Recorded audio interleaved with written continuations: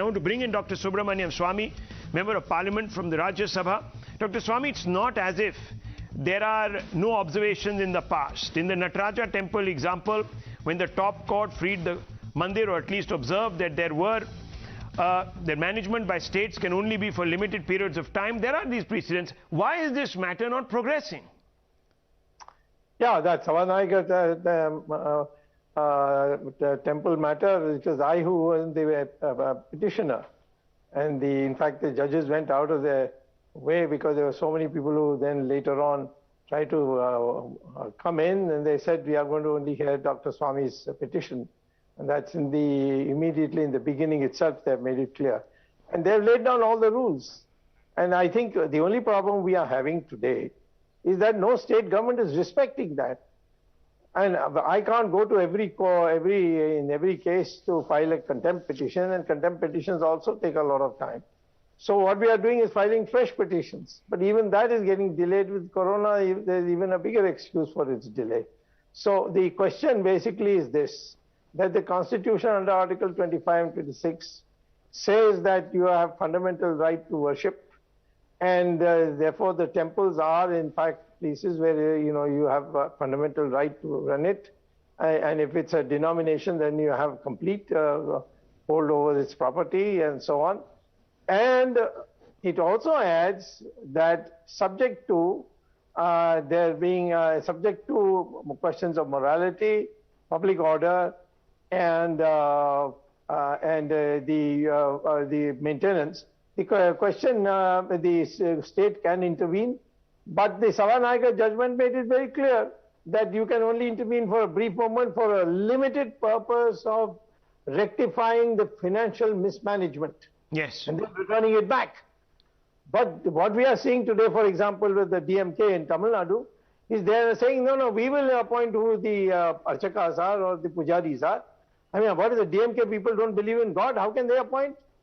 So then the other atrocity is that only temples have been taken over by government. True. What about mosques? What about churches? And when I once raised it in the Supreme Court, they said, we are not stopping you. You are part of the government. Why don't you get the government to take over some church or some masjid or some Waqf board or whatever? So therefore, I think what has happened is that we claim to be secular, but it is actually basically an anti-Hindu approach. The interpretation of the Constitution, which is very good Constitution, is also in this kind of negative way. And for everything we have to go, and sometimes we have other problems. For example, as you said, Padmanabha Swamy Temple, which had to intervene. The High Court of Kerala said, you're perfectly right. We are ready to free it and remove the government control on Padmanabha Swamy Temple, but who to give it to? Yes. When I said give it to the royalty, they said, well, we don't recognize the royalty anymore. So I've come to the Supreme Court on that.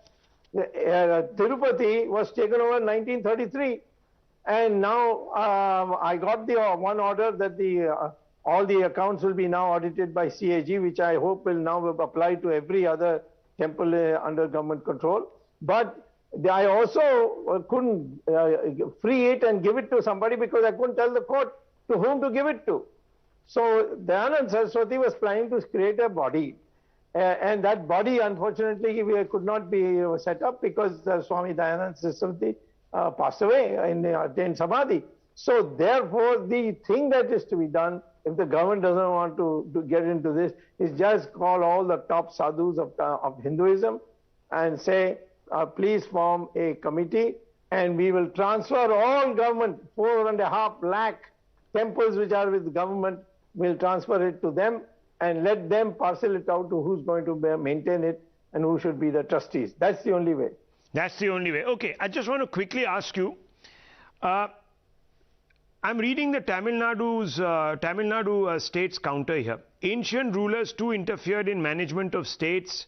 State's top priority is proper maintenance of temples. This was filed in October 2015. Then you have the Puducherry government's counter filed in February 2013. Please, mischievous and tendentious abuse of process. Petition filed with dangerously ulterior motives. This was a 2012 petition. Now, what would you say to these governments? I said, please wake up. We are a modern democracy and we go by the constitution. What Rajas did, what do I care? I mean, I can teach it in a history book. But as far as running the country is concerned, there's only one document, and that's called the Constitution. The Constitution is very clear. I have a fundamental right to worship, and it's subject to reasonable restrictions. And these reasonable restrictions, the court has said, has to be for a temporary, removing a temporary wrong. And after rectification again, I will have complete freedom to run, to manage temples as per our religion and not according to the government. Dr. Swamy, thank you for speaking so plainly, so forthrightly. Let's ensure that these hearings now come up with the same urgency that is reserved for terrorists in our country like Yaqub Memon, etc., etc. And I don't mean it in a facetious manner. I think this is very important. The juxtaposition, viewers, of certain rights against the rights of the majority need to be elaborated upon. Let me tell you this. Thank you, Dr. Swamy.